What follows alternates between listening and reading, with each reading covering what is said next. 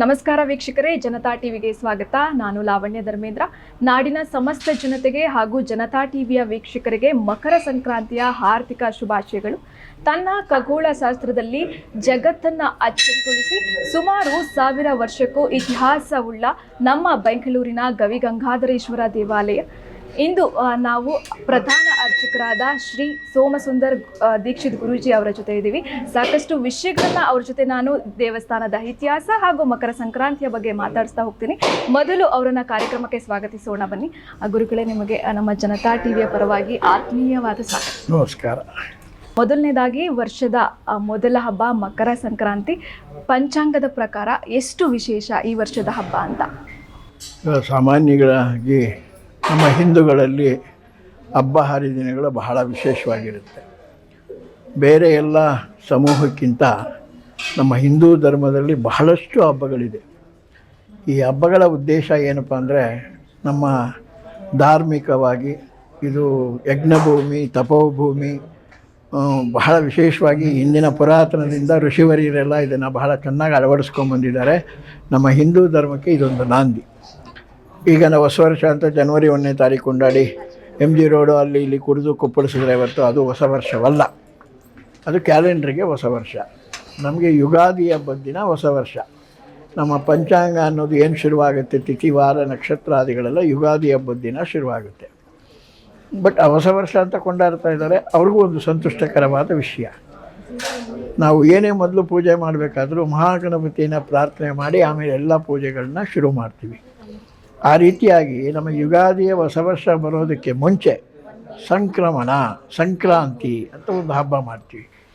ಈ ಸಂಕ್ರಾಂತಿಯಲ್ಲಿ ವಿಶೇಷ ಏನಪ್ಪ ಅಂದರೆ, ಬೇವು ಬೆಲ್ಲ ತಿಂದು ಒಳ್ಳೆ ಮಾತಾಡು ಅಂತ ಹಿರಿಯರು ಒಂದು ಗಾದೆ ಮಾಡಿಟ್ಟಿದ್ದಾರೆ.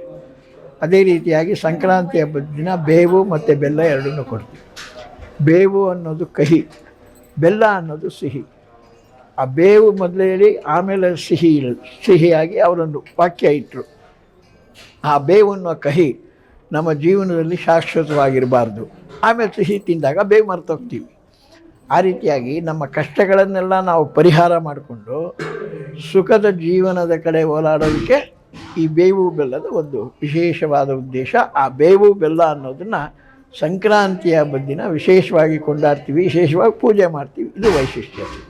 ಮತ್ತು ಈ ವರ್ಷ ಗವಿಗಂಗಾಧರೇಶ್ವರ ದೇವಸ್ಥಾನದಲ್ಲಿ ಏನೆಲ್ಲ ತಯಾರಿಗಳು ನಡೀತಾ ಇದೆ ಹಬ್ಬಕ್ಕೆ ಅಂತ? ಈಗ ಎಲ್ಲ ವಿಶಿಷ್ಟವಾಗಿ ಎಲ್ಲ ಶಿವಾಲಯಗಳು ಪೂರ್ವ ಪಶ್ಚಿಮ ಉತ್ತರಾಭಿಮುಖವಾಗಿರುತ್ತೆ. ಈ ನಮ್ಮ ದೇವಸ್ಥಾನದಲ್ಲಿ ಸ್ವಾಮಿ ದಕ್ಷಿಣಾಭಿಮುಖವಾಗಿದ್ದಾರೆ. ದಕ್ಷಿಣಾಭಿಮುಖ ಅಂದರೆ ಮೂಲಮೂರ್ತಿಯೇ ದಕ್ಷಿಣಾಮೂರ್ತಿ ಅಂತ ಕರಿತೀವಿ. ಈ 120 ಅಡಿ ಗುಹೆ ಒಳಗಡೆ ಸೂರ್ಯ ಪ್ರವೇಶ ಮಾಡಿ ಆ ಈಶ್ವರನ ಪೂಜೆ ಮಾಡೋದು ಒಂದು ವೈಶಿಷ್ಟ್ಯತೆ. ಏನು ಈ ದಕ್ಷಿಣಾಯಣ ಅನ್ನೋದು 6 ತಿಂಗಳುಗಳು ಕಳೆಯುತ್ತೆ, ಉತ್ತರಾಯಣ ಅಂತ ಏನು ಪ್ರವೇಶ ಆಗುತ್ತೆ, ಆ ಸೂರ್ಯ ಭಗವಂತ ಈಶ್ವರನನ್ನು ಪೂಜೆ ಮಾಡಿ ತದನಂತರ ಉತ್ತರಾಯಣವನ್ನು ಪ್ರವೇಶ ಮಾಡುವಂಥ ವೈಶಿಷ್ಟ್ಯತೆ ಈ ಒಂದು ನಮ್ಮ ದೇವಸ್ಥಾನದಲ್ಲಿದೆ. ದಕ್ಷಿಣಾಭಿಮುಖವಾಗಿರೋ ಈಶ್ವರನ ಮೇಲೆ ಪಶ್ಚಿಮದಲ್ಲಿ ಮುಳುಗುವಂಥ ಸೂರ್ಯ ವರ್ಷಕ್ಕೆ ಒಂದೇ ಒಂದು ದಿನ ಸ್ವಾಮಿನ ಪೂಜೆ ಮಾಡಿ ಹೋಗ್ತಾನೆ ಅನ್ನೋದು ಅದು ಬಹಳ ವೈಶಿಷ್ಟ್ಯತೆ. ಪೂರ್ವಾಭಿಮುಖವಾಗಿ ದೇವರಿದ್ದರೆ ಪ್ರತಿದಿನ ಸೂರ್ಯನ ಪೂಜೆ ಆಗ್ತಾನೆ ಇರುತ್ತೆ. ಪಶ್ಚಿಮಾಭಿಮುಖವಾಗಿದ್ದರೆ ಪ್ರತಿದಿನ ಸೂರ್ಯ ಮುಳುಗುವಾಗ ಈಶ್ವರನ ದರ್ಶನ ಮಾಡ್ತೇವೆ. ಇದು ಪೂರ್ವವೂ ಅಲ್ಲ ಪಶ್ಚಿಮವೂ ಅಲ್ಲ, ದಕ್ಷಿಣಾಭಿಮುಖವಾಗಿರುವಂಥ ಈಶ್ವರನ ಮೇಲೆ ವರ್ಷಕ್ಕೆ ಒಂದೇ ಒಂದು ದಿನ ದಕ್ಷಿಣಾಯನ ಪರ್ವದಿಂದ ಉತ್ತರಾಯಣ ಪರ್ವ ಪ್ರವೇಶ ಮಾಡುವಂಥ ಸೂರ್ಯ ಭಗವಂತ ಈಶ್ವರನ ಪೂಜೆ ಮಾಡಿ ಹೋಗೋದು ಒಂದು ಬಹಳ ವೈಶಿಷ್ಟ್ಯತೆ. ಇದು ನೈಸರ್ಗಿಕವಾಗಿ ಗವಿ ಒಳಗಿರೋ ಈಶ್ವರನ ಮೇಲೆ ಬೀಳೋದು ಇದೊಂದು ವಿಶೇಷವಾದ ಹಬ್ಬ ಅಂತ ಕೂಡ ನಾವು ಇದನ್ನು ಪ್ರಶಂಸೆಯಾಗಿ ನೋಡ್ಬೋದು. ಬಹಳಷ್ಟು ಭಕ್ತಾದಿಗಳು ಆ ಸೂರ್ಯ ಪೂಜೆಯನ್ನು ತಾವು ಕಣ್ತುಂಬಿಕೊಂಡು ಎಲ್ಲೋ ಸೂರ್ಯಲೋಕ ಎಲ್ಲೋ ಭೂಲೋಕ, ಆ ಸ್ವಾಮಿನೇ ಅಲ್ಲಿಂದ ಬಂದು ಈ ಗಂಗಾಧರೇಶ್ವರನ ಪೂಜೆ ಮಾಡ್ತಾನೆ ಅಂದರೆ, ನಾವು ಈ ಕಲಿಯುಗದಲ್ಲಿ ಈ ಗವಿಯಲ್ಲಿರೋ ಸ್ವಾಮಿನ ದರ್ಶನ ಮಾಡಿ ಯಾಕೆ ಆ ಪುಣ್ಯವನ್ನು ಸಂಪಾದನೆ ಮಾಡಬಾರ್ದು ಅನ್ನೋ ಉದ್ದೇಶದಿಂದ ಎಲ್ಲ ಭಕ್ತಾದಿಗಳು ವಿಶಿಷ್ಟವಾಗಿ ಅವತ್ತು ಸೇರಿ ಇಲ್ಲಿ ವಿಶೇಷವಾದ ಪೂಜೆ ಕಾರ್ಯಕ್ರಮ ನಡೆಯುತ್ತೆ. ಇನ್ನು ಗುರುಗಳೇ, ಹೋದ ವರ್ಷ ನಾವು ನೋಡ್ಬೋದು ಸೂರ್ಯ ದೇವ ತನ್ನ ನಮನಗಳನ್ನು ಗವಿಗಂಗಾಧರೇಶ್ವರನಿಗೆ ಸಲ್ಲಿಸಿಲ್ಲ ಅಂತ ನೀವು ಕೂಡ ಅದಕ್ಕೆ ಸ್ಪಷ್ಟನೆಯನ್ನು ಕೂಡ ಕೊಟ್ಟಿದ್ರಿ, ಪ್ರಕೃತಿಯಲ್ಲಿ ನೈಸರ್ಗಿಕ ಇದರಿಂದ ಅಂತ ಹೇಳಿ. ಎಲ್ಲರಲ್ಲೂ ಅಚ್ಚರಿಯನ್ನು ಕೂಡ ಮೂಡಿಸಿತ್ತು. ಅದ್ರ ಬಗ್ಗೆ ಏನು ಹೇಳ್ತೀರಿ? ಈಗ ಹೋದ ವರ್ಷ ನಮಗೆ ಸೂರ್ಯ ನಮಗೆ ಕಾಣಲಿಲ್ಲ, ಆದರೆ ಪ್ರತಿದಿನ ಸೂರ್ಯ ಹುಟ್ಟುತ್ತಾನೆ ಮುಳುಗ್ತಾನೆ, ಅದು ಪ್ರಾಕೃತಿಕವಾದ ಒಂದು ವೈಶಿಷ್ಟ್ಯತೆ. ಆ ವೈಶಿಷ್ಟ್ಯತೆಯಲ್ಲಿ ಸೂರ್ಯ ಬಂದ, ಅವನ ಕಾಲಕ್ಕೆ ಸರಿಯಾಗಿ ಸ್ವಾಮಿನ ಪೂಜೆ ಮಾಡ್ದ, ಸ್ವಾಮಿಯ ಅನುಗ್ರಹ ತಗೊಂಡ, ದಕ್ಷಿಣಾಯನಕ್ಕೆ ಉತ್ತರಾಯಣಕ್ಕೆ ಪ್ರವೇಶ ಮಾಡಿಬಿಟ್ಟ. ಬಟ್ ನಮ್ಗೆ ಯಾರಿಗೂ ಕಾಣಲಿಲ್ಲ. ಅಂದರೆ ಕರ್ಮಣ್ಯೇವಾಧಿಕಾರಸ್ಥೆ ಮಾಫಲೇಶು ಕದಾಚನ ಅಂತ ಶ್ರೀಕೃಷ್ಣ ಪರಮಾತ್ಮ ಕುರುಕ್ಷೇತ್ರದಲ್ಲಿ ಒಂದು ಭಾಗದಲ್ಲಿ ಭಗವದ್ಗೀತೆಯಲ್ಲಿ ಅದನ್ನು ಹೇಳ್ತಾರೆ. ಆ ಸ್ವಾಮಿಯನ್ನು ನಾವು ದರ್ಶನ ಮಾಡಿದ್ವಿ, ನಮಗೆ ಸೂರ್ಯ ಪೂಜೆ ಮಾಡೋದು ಕಾಣಿಸ್ಲಿಲ್ಲ. ಈಗ ನಾವು ಬೆಳಗ್ಗೆ ಅಭಿಷೇಕ ಮಾಡ್ತೀವಿ, ಅಲಂಕಾರ ಮಾಡುವಾಗ ಸ್ಕ್ರೀನ್ ಹಾಕ್ತೀವಿ. ಉದ್ದೇಶ ಏನಪ್ಪ ಅಂದರೆ ಆ ಸ್ವಾಮಿಗೆ ನಾವು ವಸ್ತ್ರವನ್ನು, ಹೂವನ್ನೆಲ್ಲ ಧಾರಣೆ ಮಾಡುವಾಗ ಎಲ್ಲರ ಕಣ್ಣು ಅದ್ರ ಮೇಲೆ ಬೀಳಬಾರ್ದು.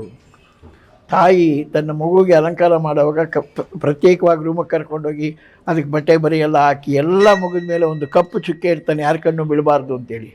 ಆಗ ನಾವು ಮಗು ಅಲಂಕಾರವಾಗಿ ಬಂದಾಗ ನಾವು ಯಾವ ರೀತಿ ಸಂತೋಷ ಬೀಳ್ತೀವೋ ಅದೇ ರೀತಿಯಾಗಿ ನಾವು ಸ್ಕ್ರೀನ್ ಹಾಕಿ ಸ್ವಾಮಿಗೆ ಅಲಂಕಾರ ಮಾಡ್ತೀವಿ. ಆ ಪರದೆಯ ಒಳಗಡೆ ಸ್ವಾಮಿಗೆ ನಾವು ಅಲಂಕಾರ ಮಾಡುವಾಗ ಸ್ವಾಮಿಗೆ ಎಷ್ಟು ಚೆನ್ನಾಗಿ ಕಾಣಿಸ್ತಾರೆ, ಹೂವು ಹೇಗೆ ಹಾಕಿದ್ರೆ ಚೆನ್ನಾಗಿರ್ತಾರೆ, ಬಟ್ಟೆ ಹೇಗೆ ಉಡಿಸಿದ್ರೆ ಚೆನ್ನಾಗಿರ್ತಾರೆ ಅನ್ನೋ ಭಾವನೆಯಲ್ಲಿ ನಾವು ಮಾಡ್ತೀವಿ. ಬಟ್ಟೆ ಹಾಕ್ತೀವಿ, ಕರ್ಕೊಂಡು ಬರ್ತೀವಿ. ಅದೇ ರೀತಿಯಾಗಿ ಸೂರ್ಯ ಭಗವಂತ ಬಂದ, ಅವನ ಕಾಲಕ್ಕೆ ಸರಿಯಾಗಿ ಪೂಜೆ ಮಾಡ್ದ, ಆತ ಹೊರಟೋದ. ನಮಗೆ ಅವತ್ತು ಆ ಪಾಪಿಗಳಿಗೆ ಆ ದರ್ಶನ ಭಾಗ್ಯ ಇಲ್ದಿರ ಹೋಯಿತು.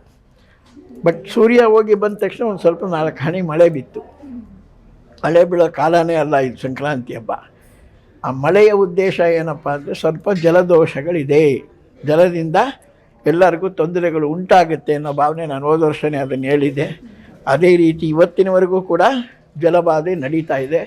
ಪರಮಾತ್ಮನಲ್ಲಿ ಈ ವರ್ಷ ನಾವು ಬೇಡ್ಕೊಳ್ಳೋದೇನೆಂದರೆ ಯಾವುದೇ ಬಾಧೆ ಆಗದಿರ ನೀನು ಬಂದು ಸೂರ್ಯನ ಪೂಜೆ ಮಾಡಿ, ಆ ಸೂರ್ಯ ಪೂಜೆ ಮಾಡೋ ದರ್ಶನ ನಮಗೂ ಆ ಭಾಗ್ಯನ ಕೊಟ್ಟು ದೇಶವನ್ನು ಸುಭಿಕ್ಷವಾಗಿಡಪ್ಪ ಅಂತೇಳಿ ಪ್ರಾರ್ಥನೆ ಮಾಡೋ ಅನ್ನೋದೇ ಮೈನ್ ಉದ್ದೇಶ. ಇನ್ನು ದೇವಸ್ಥಾನದ ಇತಿಹಾಸವನ್ನು ತಿಳ್ಕೊಳ್ಳೋದಿದ್ರೆ ಹೊಯ್ಸಳರ ಕಾಲದಲ್ಲಿ ನಿರ್ಮಾಣವಾದ ಗವಿಗಂಗಾ, ಇದು ಕೆಂಪೇಗೌಡರ ಕಾಲದಲ್ಲಿ ಜೀರ್ಣೋದ್ಧಾರ ಆಗಿದ್ದು.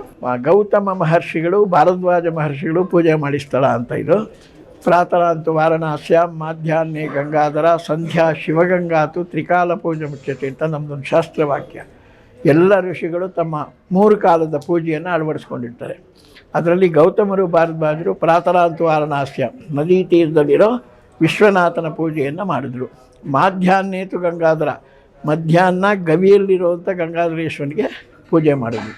ಸಂಧ್ಯಾ ಶಿವಗಂಗಾತು ಆ ಶಿವಗಂಗಾ ಪರ್ವತದ ಮೇಲೆ ಇರುವಂಥ ಈಶ್ವರನ ಪೂಜೆ ಮಾಡಿದ್ರು.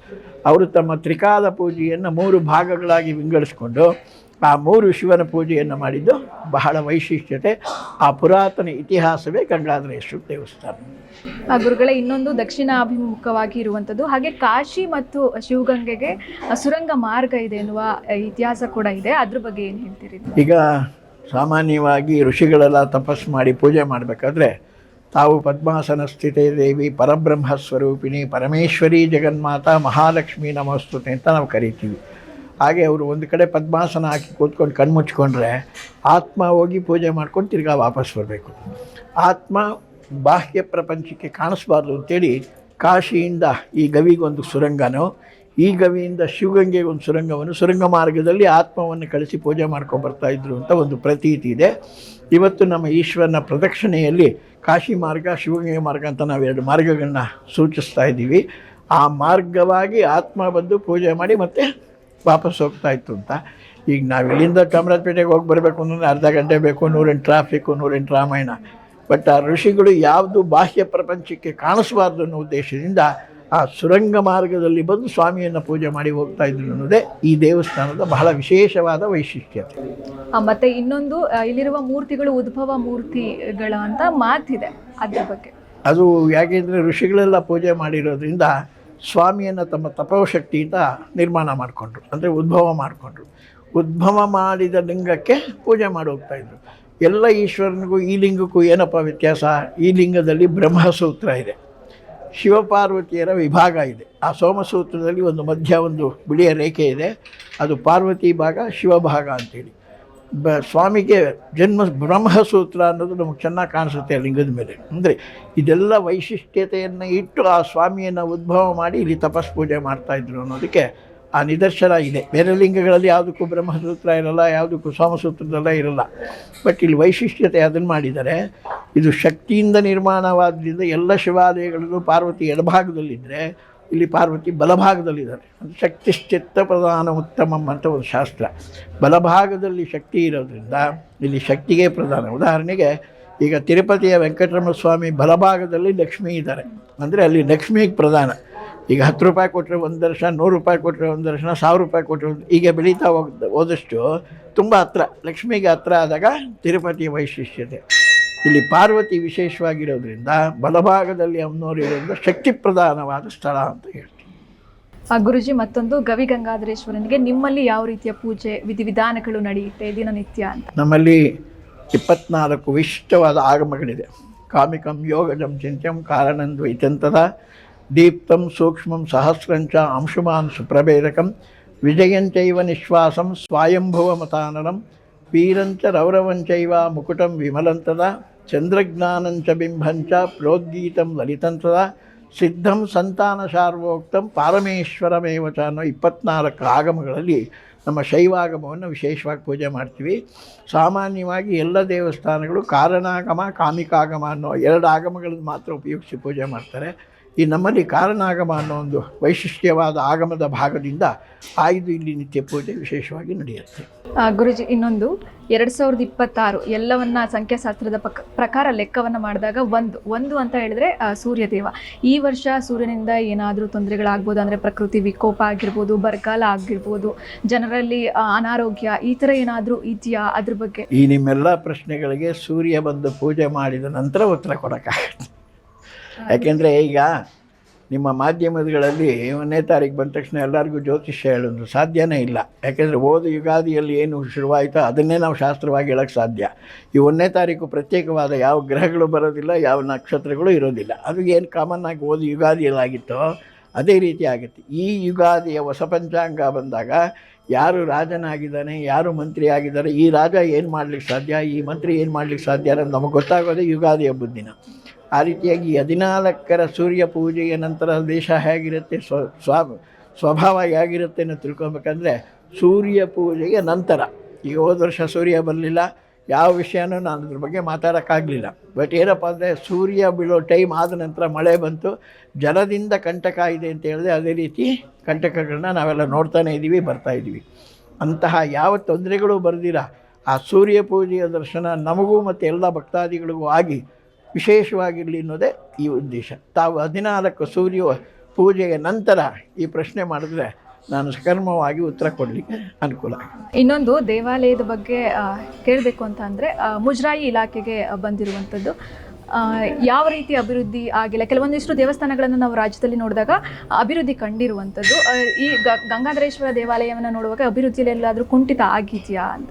ಈಗ ಕುಂಠಿತ ಅಂತಲೇ ಹೇಳೋಕ್ಕಾಗಲ್ಲ, ಉದ್ಧಾರ ಆಗಿದೆ ಅಂತಲೇ ಹೇಳೋಕ್ಕಾಗಲ್ಲ. ಯಾಕೆಂದರೆ ಇದು ಪ್ರಕೃತಿಯಲ್ಲಿ ಅದಾಗದು ನಿರ್ಮಾಣ ಆಗಿರೋದು. ಈಗ ಈ ಹೊರಭಾಗ ಮಾತ್ರ ಕೆಂಪೇಗೌಡರು ಜೀರ್ಣೋದ್ಧಾರ ಮಾಡಿದ್ರು ಅಂತ, ಒಳಭಾಗ ಎಲ್ಲ ಗೌತಮ ಮಹರ್ಷಿಗಳ ತಪಸ್ಸಿನಿಂದ ಆದ ಭಾಗ ಅಂಥೇಳಿ. ಅದನ್ನು ಏನು ಒಳಗಡೆ ನಾವು ಚಿಕ್ಕದಾಗಿದೆ ದೊಡ್ಡದಾಗಿ ಮಾಡೋಣ ಅನ್ನೋಕ್ಕೂ ಆಗೋದಿಲ್ಲ, ದೊಡ್ಡದಾಗಿದೆ ಚಿಕ್ಕದು ಮಾಡೋಣ ಅನ್ನೋಕ್ಕೂ ಆಗೋದಿಲ್ಲ. ಏನಪ್ಪ ಅಂದರೆ ಈ ನಮ್ಮ ಮುಜರಾಯಿ ಸರ್ಕಾರದಿಂದ ದೇವಸ್ಥಾನಕ್ಕೆ ಬಂದು ಹೋಗೋ ಭಕ್ತಾದಿಗಳಿಗೆ ವಿಶೇಷವಾಗಿ ದರ್ಶನದ ಸೌಲಭ್ಯ, ಪ್ರಸಾದದ ಸೌಲಭ್ಯ ಎಲ್ಲ ಮಾಡ್ತಾಯಿದ್ದಾರೆ.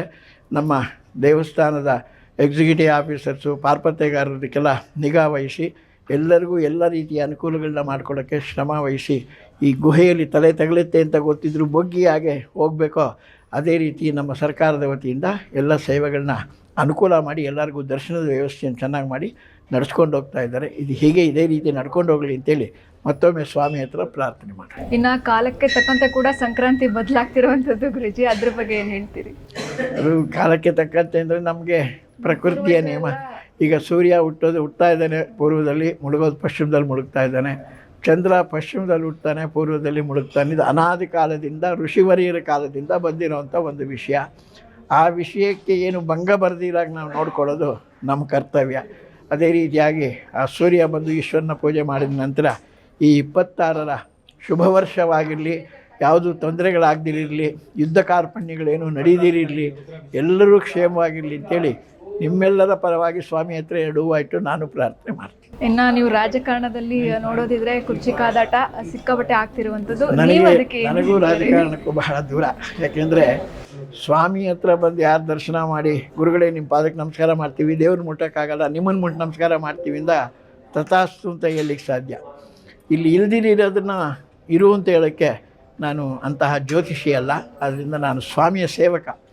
ಯಾರು ಸ್ವಾಮಿ ಹತ್ರ ಪೂಜೆ ಮಾಡ್ತಾರೋ ಕೈ ಮುಕ್ಕೊಂಡು ನಿಂತ್ಕೊಳ್ಳಿ, ನಿಮ್ಮ ಪ್ರಾರ್ಥನೆ ಏನಿದ್ರೆ ಹೇಳಿ, ಆ ಪ್ರಾರ್ಥನೆ ನಾನು ದೇವರಿಗೆ ಒಪ್ಪಿಸ್ತೀನಿ, ದೇವರಿಂದ ಅನುಗ್ರಹ ಪಡೆದು ನಿಮಗೆ ಆಶೀರ್ವಾದ ಮಾಡೋಷ್ಟು ನಾನು ಮಧ್ಯದ ಒಬ್ಬ ಸೇವಕ. ಅದು ನಡ್ಕೊಂಡು ಹೋಗ್ತಾ ಇದೆ. ಎಲ್ಲರೂ ಇಲ್ಲಿ ಯಾರು ಬಂದು ಸ್ವಾಮಿಯನ್ನು ದರ್ಶನ ಮಾಡಿದಾರೋ ಎಲ್ಲರಿಗೂ ಅನುಕೂಲ ಆಗಿದೆ. ಅದು ಮಾನ್ಯ ದಿನ ಕೇಳಿರೋಂಥ ವಿಶೇಷವಾದ ವಿಷಯ. ಗುರುಗಳೇ, ಕೊನೆಯದಾಗಿ ನಾಡಿನ ಜನರಿಗೆ ಏನು ಹೇಳಕ್ಕೆ ಬಯಸ್ತೀರಾ ನಮ್ಮ ಜನತಾ ಟಿ ವಿ ಮೂಲಕ? ಎಲ್ಲ ಬಂದು ಶಾಂತವಾಗಿ ಹೊರಗಡೆ ನಾವೊಂದು ಲೈವ್ ಕೊಟ್ಟಿರ್ತಾ ಇರ್ತೀವಿ. ಒಳಗಡೆ ಕಿಷ್ಕಿಂಧಾಕಾಂಡ ಅಂದರೆ ತುಂಬ ಚಿಕ್ಕದಾದ ಪ್ರದೇಶವಾದ್ದರಿಂದ ಒಳಗಡೆ ಯಾರಿಗೂ ಅವಕಾಶ ಇರೋದಿಲ್ಲ. ಏನು ಸ್ವಾಮಿ ಸೂರ್ಯ ಭಾಗದಿಂದ ಸೂರ್ಯ ಪ್ರವೇಶ ಮಾಡ್ತಾನೆ, ಅಲ್ಲಿಂದ ಹಿಡಿದು ಸ್ವಾಮಿಯಲ್ಲಿ ಪೂಜೆ ಮಾಡಿ, ಆ ನಂದಿಯನ್ನು ಪೂಜೆ ಮಾಡಿ, ನಂದಿಯ ಶೃಂಗಗಳ ಮಧ್ಯದಿಂದ ಸ್ವಾಮಿ ಮೇಲೆ ಬೀಳ್ತಾನೆ ಅನ್ನೋದು ಇದು ಇನ್ನೂ ಒಂದು ಬಹಳ ವಿಶೇಷವಾದ ವಿಷಯ. ಶೃಂಗ ಮಧ್ಯೆ ಶಿವಂದೃಷ್ಟ ಪುನರ್ಜನ್ಮಂ ನ ವಿದ್ಯತೆ ಅಂತ ನಾವೊಂದು ಶಾಸ್ತ್ರವಾಕ್ಯ ಹೇಳಿದಾಗೆ, ಆ ಎರಡು ಕೊಂಬುಗಳ ಮಧ್ಯೆ ಸ್ವಾಮಿ ಏನು ದರ್ಶನ ಮಾಡಿ ಎಲ್ಲರಿಗೂ ಆ ದರ್ಶನ ಭಾಗ್ಯವನ್ನು ಕೊಡ್ತಾನೆ. ಅದು ವಿಶಿಷ್ಟವಾಗಿ ನಡೀಲಿ, ಎಲ್ಲರಿಗೂ ದರ್ಶನ ಭಾಗ್ಯ ಸಿಕ್ಕಲಿ ಅಂತೇಳಿ ಸ್ವಾಮಿಯಲ್ಲಿ ಮತ್ತೊಮ್ಮೆ ಪ್ರಾರ್ಥನೆ ಮಾಡೋಣ. ಎಲ್ಲರೂ ಬನ್ನಿ, ಶಾಂತವಾಗಿ ದರ್ಶನ ಮಾಡಿ, ತದನಂತರ ಸ್ವಾಮಿಯನ್ನು ದರ್ಶನ ಮಾಡಿ. ಸಂಕ್ರಾಂತಿ, ನೆಕ್ಸ್ಟ್ ಶಿವರಾತ್ರಿ, ಈ ಮಧ್ಯಭಾಗದಲ್ಲಿ ಬ್ರಹ್ಮರಥೋತ್ಸವ, ಇಂಥ ವಿಶೇಷವಾದ ಕಾರ್ಯಕ್ರಮಗಳು ಸಂಕ್ರಾಂತಿಯಿಂದ ಶಿವರಾತ್ರಿವರೆಗೂ ನಮ್ಮ ದೇವಸ್ಥಾನದಲ್ಲಿ ನಡೆಯುತ್ತೆ. ಎಲ್ಲರೂ ಎಲ್ಲ ಸೇವೆಗಳಲ್ಲೂ ಪಾಲ್ಗೊಂಡು ಅವನ ಅನುಗ್ರಹ ಪಡೀಲಿ ಅಂತೇಳಿ ಮತ್ತೊಮ್ಮೆ ಸ್ವಾಮಿಯನ್ನು ಪ್ರಾರ್ಥನೆ. ಗುರುಗಳೇ, ಸಾಕಷ್ಟು ವಿಷಯಗಳನ್ನು ನಮ್ಮ ಜೊತೆ ಹಂಚ್ಕೊಂಡ್ರಿ. ಧನ್ಯವಾದ. ಶಿವ ನೋಡಿದ್ರಲ್ಲ ವೀಕ್ಷಕರೇ, ಇದಾಗಿತ್ತು ಗವಿಗಂಗಾಧರೇಶ್ವರ ದೇವಸ್ಥಾನದ ಪ್ರಧಾನ ಅರ್ಚಕರಾದ ಶ್ರೀ ಸೋಮಸುಂದರ್ ದೀಕ್ಷಿತ್ ಗುರೂಜಿ ಅವರ ಮಾತು. ನೋಡ್ತಾ ಇರಿ ಜನತಾ ಟಿವಿ, ಸದಾ ಜನಪರ.